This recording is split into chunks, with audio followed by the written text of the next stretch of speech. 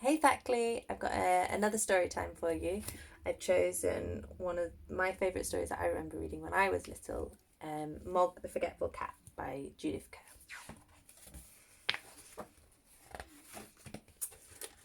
Once there was a cat called Mog. She lived with a family called Thomas. Mog was nice, but not very clever. She didn't understand a lot of things, and a lot of other things she forgot. She was a very forgetful cat. Sometimes she ate her supper, then she forgot that she had eaten it. Sometimes she thought of something in the middle of washing her leg, and then she forgot to wash the rest of it. Once she forgot that cats can't fly.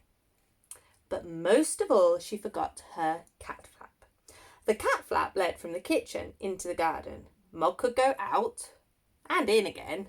It was her own little door. The garden always made Mog very excited. She smelled all the smells, she chased the birds, she climbed the trees, she ran round and round with a big fluffed up tail. And then she forgot the cat flap. She forgot that she had a cat flap. She wanted to go back into the house, but she couldn't remember how. In the end, she sat outside the kitchen window and meowed until someone let her in. Afterwards, you could always tell where she had sat. This made Mr. Thomas very sad. He said, "Bother that cat." But Debbie said, "She's nice." Once Mog had a very bad day. Even the start of the day was bad. Mog was still asleep. Then Nicky picked her up. He hugged her and said, "Nice kitty." Mog said nothing, but she was not happy. Then it was breakfast time. Mog forgot that cats have milk for breakfast. She forgot that cats only have eggs as a treat. She ate an egg for her breakfast. It wasn't hers, though. Mrs. Thomas said, "Bother that cat." And Debbie said, "Nicky doesn't like eggs anyway." Mog looked through her cat flap. It was raining in the garden. Mog thought, perhaps the sun is shining in the street. When the milkman came, she ran out. The milkman shut the door. The sun was not shining in the street after all. It was raining. A big dog came down the street. Mog ran. The dog ran too. Mog ran right around the house and the dog ran after her. She climbed over the fence and ran through the garden, jumped up outside the kitchen window. She meowed a big meow, very sudden and very loud. Mrs. Thomas said, "Bother that cat." Debbie said it wasn't her fault.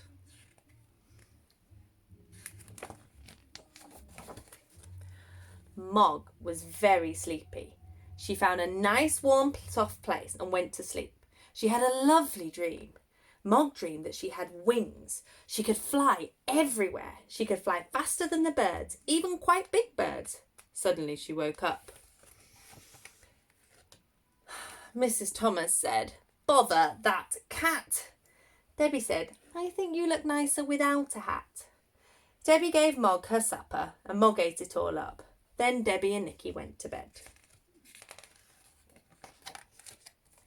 Mog had a rest too, but Mr. Thomas wanted to see the fight. Mr. Thomas said, "Bother that cat." Mog thought, "Nobody likes me." Then she thought, "Debbie likes me." Debbie's door was open. Debbie's bed was warm. Debbie's hair was soft like kitten fur. Mog forgot that Debbie was not a kitten. She's giving him a little lick. Debbie had a dream. It was a bad dream. It was a dream about a tiger. The tiger wanted to eat Debbie. It was licking her hair. Debbie shouted. Mog jumped. Mr. and Mrs. Thomas said, "Bother, bother, bother that cat." Debbie said nothing. She was still crying because of the bad dream. Mog ran out of the room and right through the house and out of her cat flap. She was very sad. The garden was dark. The house was dark too. Mog sat in the dark and thought dark thoughts. She thought, "Nobody likes me. They've all gone to bed and there's no one to let me in and they haven't even given me my supper." It's not true, is it? Debbie gave her supper. Then she noticed something. The house was not quite dark. There was a little light moving about. She looked through the window and saw a man in the kitchen. Mog thought, "Oh, perhaps that man will let me in. Perhaps he will give me my supper." She meowed her biggest meow, very sudden and very loud. The man was surprised. He dropped his bag and it made a big noise and everyone in the house woke up. Mr. Thomas ran down to the kitchen and shouted, "A burglar!" The burglar said, "Bother that cat!" Mrs. Thomas telephoned the police. Debbie let Mog in and Nicky hugged her. A policeman came and they told him what had happened. The policeman looked at Mog. He said, "What a remarkable cat. I've seen watchdogs but never a watch cat. She will get a medal." Debbie said, "I think she'd rather have an egg." Mog had a medal. She also had an egg every day for breakfast. Mr. and Mrs. Thomas told all their friends about her. They said Mog is really remarkable. And they never, or almost never, said, "Bother that cat." So that was Mog the Forgetful Cat by Judith Kerr. And there's lots of other stories about Mog's adventures and the different things that she gets up to.